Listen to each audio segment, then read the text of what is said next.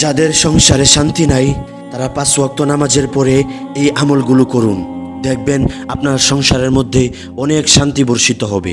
আল্লাহ তাআলার রহমত আপনার সংসারের মধ্যে পড়বে।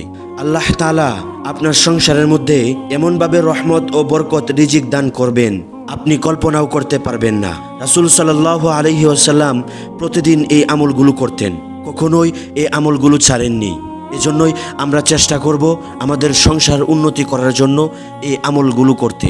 আপনি যদি প্রতিদিন এই আমলগুলো করতে পারেন তাহলে আমি গ্যারান্টি দিয়ে বলছি আপনার সংসারের মধ্যে শান্তি হবে ইনশাআল্লাহ। কারণ রাসূল সাল্লাল্লাহু আলাইহি ওয়াসাল্লাম যা করেছেন তা আমাদেরকে শিক্ষা দিয়েছেন, যা আমাদেরকে শিখিয়ে গিয়েছেন, আমাদেরকে জানিয়ে দিয়েছেন তোমরা কিভাবে সংসারের মধ্যে শান্তি অর্জন করতে পারবে। আল্লাহ রাসূল সাল্লাল্লাহু আলাইহি ওয়াসাল্লাম যেহেতু এই আমলগুলো করে তার সংসারের মধ্যে শান্তি অর্জন করেছে, আপনিও শান্তি অর্জন করতে পারবেন ইনশাআল্লাহ। তাই সংসারের মধ্যে শান্তি অর্জন করার জন্য আপনি যে কাজগুলো করবেন, প্রত্যেক নামাজের পরে আস্তাগফিরুল্লাহ 3 বার পাঠ করবেন, আল্লাহু আকবার 3 বার পাঠ করবেন, আল্লাহুম্মা আনতাস সালাম ওয়া মিনকাস সালাম তাবারাকতা ইয়া জাল জালালি ওয়াল ইকরাম, এটা একবার পাঠ করবেন।